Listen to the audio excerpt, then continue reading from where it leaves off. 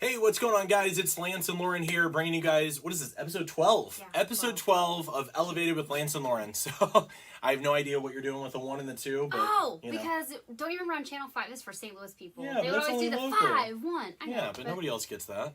Well, they do now. Okay, anyway, here we go. All right, so today, guys, we are talking with you guys on episode 12 about overcoming perfectionism and shame-based habits in order to have a more fulfilling and purposeful life. But in order to actually have this go really well, you probably really need to understand the difference between perfectionism and what shame-based actions really are. So the very first thing that what we always like to kind of talk about is understanding the difference between shame and guilt. So guilt is there in order to create some sort of internal pressure to cause you to make a change. So this is whenever a habit or an action is out of alignment, you're going to feel guilty. So there's internal pressure that causes you to want to make a change. Yeah. Now, shame, as opposed to feeling guilty about an action that causes internal pressure that says, I need to change my behavior, shame instead of saying this action is bad, it says, I am bad. Horrible. Yeah. And now this is toxic shame. Now, shame in and of itself can be the thing that says, hey, we don't take off our clothes in a water fountain in a mall. You know, that's normal shame. That's good shame. Yeah. Toxic shame is to where we feel like if we even mess up one iota on something that we have somehow failed and we have lost our value or our self-worth. Yeah. This is where most people, especially perfectionists, live in bondage, and it sucks. Would you say that's a reflection of one's character? Like, that's how we internalize it, is a reflection of one's character from on the shame cycle?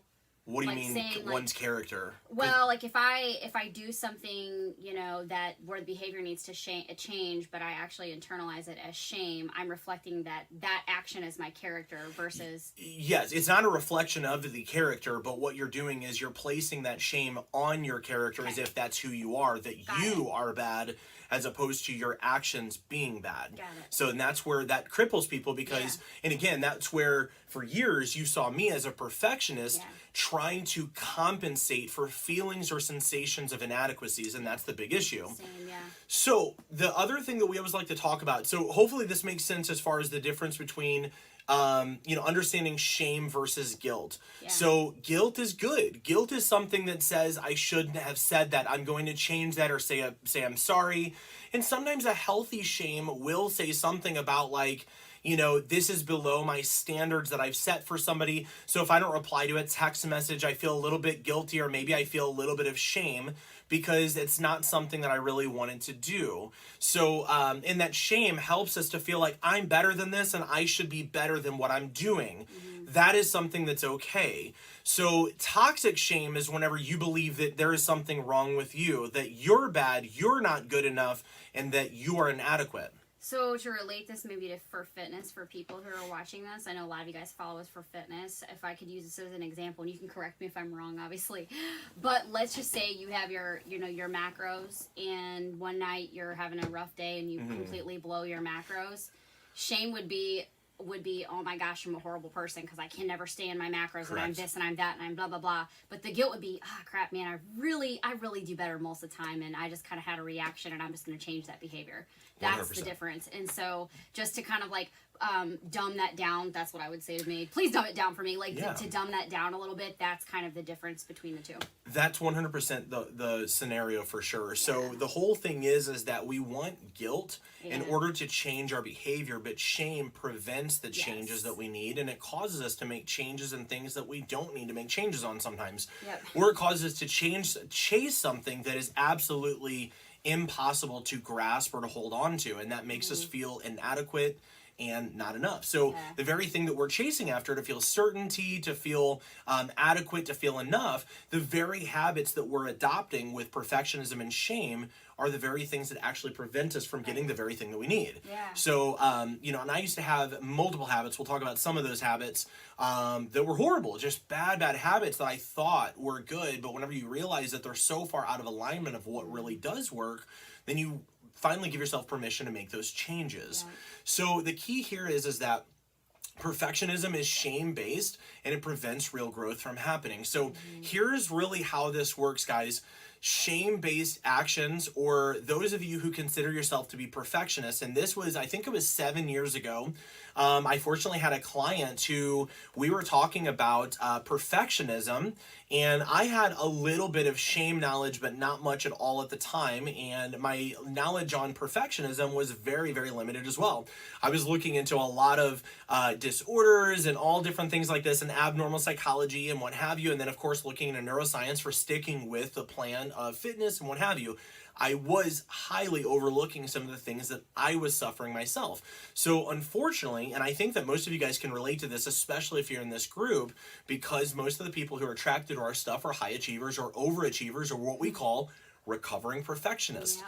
And so the key is that there is something usually inherently within that we've gotten a signal or a message for growing up, or at some point or another, that we're not good enough, or that we don't perform good enough, or something to that effect. And so for me, it's one of those things where I had good grades. I had a lot of those things that I dialed in, but there was this constant fear that if I did not have those good grades, if I didn't do the things that I thought were that I was supposed to do as a normal human, then I began to discount myself and my value. So for me, other people were aiming for a B, and because they were used to getting C's and D's possibly, but for me a B meant the end of my life, because it confirmed to me that I wasn't the smart person that my parents and teachers had told me that I was. Right. Now again, we're going to get into that, because not today, but that's growth versus fixed mindset. That's a whole other deal, but it's still based in shame and perfectionism. So the problem lies in this, that for me, I constantly felt inadequate in who I was. And what happens is, when you feel inadequacies in who you are, you feel like you're not enough, then you begin to try and chase things to make you feel as if you are enough. So sometimes it can be trying to make more money. In my case, it was getting fitter and making myself as smart as humanly possible to understand things and to feel like I was bringing my best. But it wasn't about bringing a best performance. It was about finally feeling enough, and that's a problem. Yeah. So for me, and I don't know, I mean, I'm sure that you can probably relate. I know we've talked about this, but I know that you can probably relate to some of those aspects. But for me, what ended up happening is I constantly sought after perfectionistic tendencies, and when I fell short, I was violently aggravated with myself, and I would beat myself up. So what happens is, you create a shame-based habit, so you seek after this thing. You fall short of it because it's impossible to reach, because it is perfection, which is impossible. And then therefore you've just confirmed the very notion or fear that I'm inadequate. Yeah. So you create this self-fulfilling prophecy by chasing perfectionism over and over. I chase perfectionistic tendencies because I don't feel enough, and if I get perfect, then I will be enough. But it's impossible to hit perfection, so I never get to feel enough. So it confirms that I am not enough. Does it make sense? Totally. So that's what we're trying to do, is to understand that a lot of our habits are based on how we see ourselves. And so we have shame-based or perfectionistic habits, and we wonder why we don't get the results that we want. And I know, you and I, we did that forever, where we tried to eat constantly perfect. And when we couldn't do it all the time, we felt like, what is wrong with us? I was so wrapped up in shame, because I felt like that everyone around us could do it, but we couldn't. And yet I knew that I'm driven, and Right. if I set my mind to something, I can do it with no problem, but I can't get this under control. Right. And I finally realized that, one, the cycles, but two, it was because we were doing things that just didn't make sense for our lifestyle, which I would say think about those things whenever you are on that cycle, because if you are doing things that don't fit your lifestyle, perhaps that's the reason you keep hitting the shame cycle, because you're trying to make something work. What is it? Trying to fit a square peg through a round hole. That's what we were trying to do. And so, I lived on that cycle for a long time. Well, and that's what you just said is exactly what was going to be my next point, is specifically to this, guys, is that when you are using shame-based habits, that means that you're going to be reflecting upon why you're not good enough, rather than taking a look at your habits and your actions. Because I'll be honest with you, you are good enough. Your habits, they probably aren't good enough. Right. If they were good enough, you'd reach the goals. But here's the thing. You are not your habits. You're not your thoughts. You're not your dreams. You're not your visions. You're not your body fat. You're not your weight. You're none of those things. Come on. Okay? So the fact is that if I am beating up myself, the thing that, that isn't responsible for the way things are, it's my habits and my actions, I'm effectively beating up something that doesn't need to be changed. And instead, I'm overlooking the thing that does need to be changed. Guys, there's no logic here. There's no logic. There's only bondage. And the reality is that your perfection-based habits where you tell yourself, and I know, guys, I've talked with so many past military people that are high sales, CEOs, surgeons, doctors, pro athletes, you name it, I've worked with them all. And almost all of, I will say you guys, because I know that some of you guys are watching who are those individuals.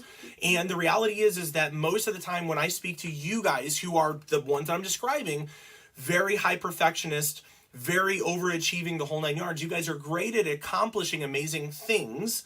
But one of the keys that I see more often than not is two things. Number one is you all achieve amazing things and yet never feel fulfilled. That's a problem.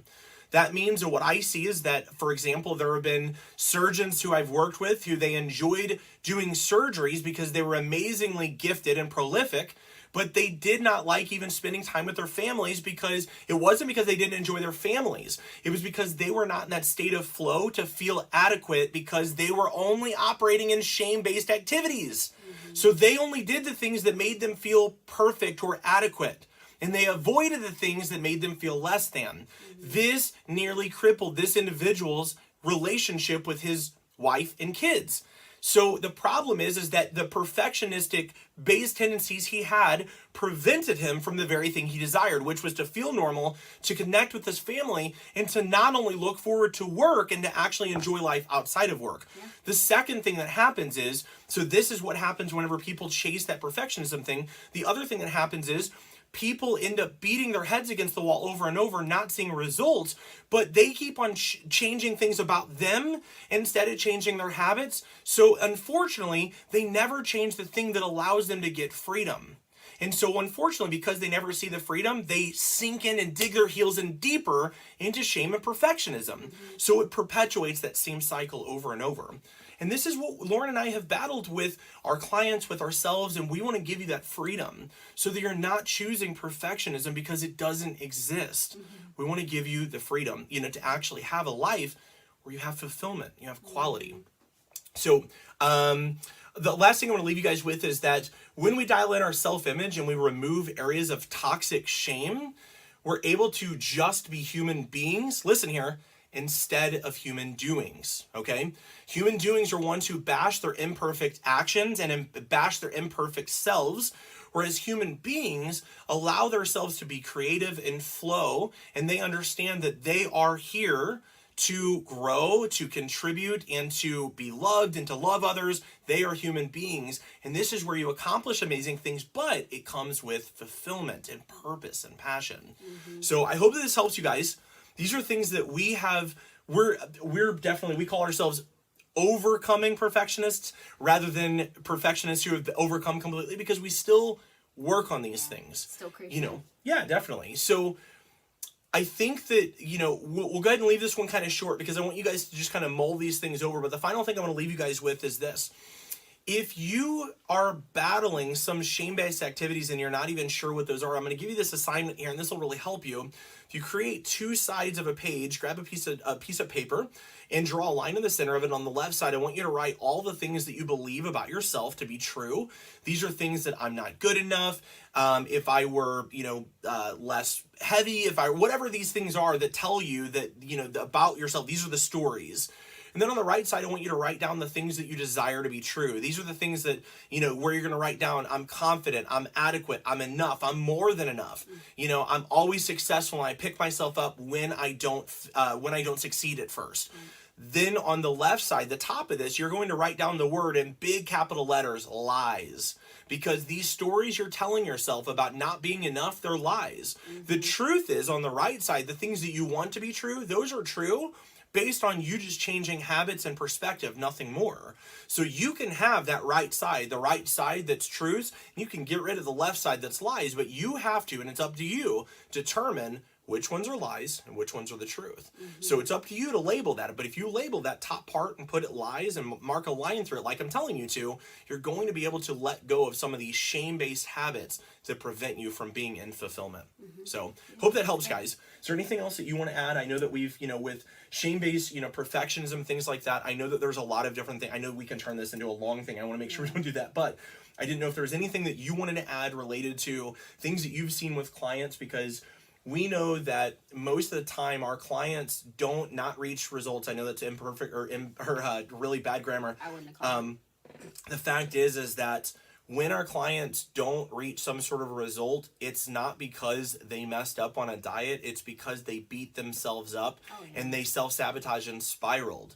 So it's always how they feel about their mess ups are always worse than their mess ups, because the consequences about how they feel always stack up to be much more consequential in the negative side. So I just didn't know if there was anything you want to add as far as like any of the stories, because I know that we've seen this so often as far as that goes, just with people, over and over, the scale won't move. I'm, stuck on just perfect. So yeah, no, not really about that. Just simply that I would say that self-image, if you're looking for self-image in something that's tangible, the way you look in your clothes, the way your face looks now at this age, and you're just what I'm simply trying to say is that if your self-image is wrapped up in things that are not eternal, you're gonna be a mess your whole life. So everybody, what I see happening with people who don't have a relationship with God is they're always trying to seek after their self-image through worldly things and through earthly things. And unfortunately, if your identity does not come from how you are created in God and who God created you to be and the ways that he made you, and you don't find peace in that relationship with your creator, you're going to try to find the rightful self-image your entire life, and you'll never find it. So that's the one thing that I wanted to say, because I see so many people getting on this love yourself, self this, self that train, and that is a train wreck is what that is. It will lead you. I agree wholeheartedly, and the reason is with that too is obviously we know that the Creator made us for a purpose and so on and so forth. But the big thing that I always liken to on things like this is very simple. There are a lot of people that are trying to constantly clean up messes in their actions, and they don't know what to clean up first and what not to, and so on and so forth. Okay, and this was a call that I literally just had this last week, where the person's like, I don't know where to start. I don't know where to clean up. I don't know what to clean up. I don't know what's not clean and what is clean. Yeah. Here's the problem. You're never going to know what to clean and what not to in your life unless you have a pure and perfect thing to compare it to begin with. Yes. So what we do is in our program, our NYBC lab, what we call, that's our GPS. And we tell people that's your focus, and you're constantly aligning yourself with the GPS. So in our case, what Lauren is talking about here is a lot of times people try and identify themselves with other individuals, and so they try, or their actions and what have you. But this is kind of the same principle, where this individual is telling me that they don't know where to clean up and what to clean up. It's the same principle. What you're doing is you're looking at somebody else who's also imperfect, also going through the same things, and you're trying to make yourself more like that imperfect and temporal thing, rather than looking at the root source, the thing that is perfect, that is eternal, to where you can identify, this is my goal. It's not perfection as far as me, I'm human, but this is everything that represents good, and I'm seeking that. So this way here, what you're doing is you're aligning yourself and your actions with the Creator and allowing yourself through grace, as the Bible says, rather than perfectionism, which means that you're trying to fix things on your own. Simply put, something that I saw this week is really simple, that religion is basically just our idea of trying to do things on our own to fix what's wrong with us and to correct what's wrong, whereas just relying on God is simply allowing His grace to cover all those things that's wrong and understanding that we can't fix it. And that's the idea. And guys, the thing of it is that's how we do our business. That's how we do everything in life. We live by grace. We get out of areas of perfectionism and bondage and chaos and confusion, because these are things that prevent us from doing and living out our full purpose. And that's what we want for you. That's why we do this show Elevated, so that you can have and be the highest and best self, not just for you, but because we're here for a purpose to make a difference for other people. And one of the 6 human needs is to contribute. And that is our ability here that we are not taking up when we're focused on ourselves. And if we start focusing on the Creator and focusing on our purpose and focusing on changing actions rather than us, ourselves, we're able to do that. We're able to contribute and love in a greater capacity. And that's what this is all about, really. I would agree. And I would say, lastly, just to kind of tie that a bow around that, is that when Jesus was on earth and he was in his ministry, the main thing that he said was, come and see. He didn't say clean everything up and see. He said come and see. So what he meant is get into relationship with me, and then I start to help you figure out what needs to change, and that's how you start figuring out. Take an action. Yes, that's how you start figuring out who you are, what your purpose is, what you're supposed to be doing with your life is through that process. And so if you're constantly the one who's trying to clean up your life on your own merit and get out of those cycles, it's never going to work. It's just never going to work. Yep. So anyway, if you guys have more questions about stuff like that, freaking DM us. We love having conversations, offline about stuff like that. Absolutely. So feel free. Well, thanks guys for tuning in. We hope you guys enjoy this episode 12. Catch us next week on episode 13. You don't want to miss it. We're excited, and we will see you guys on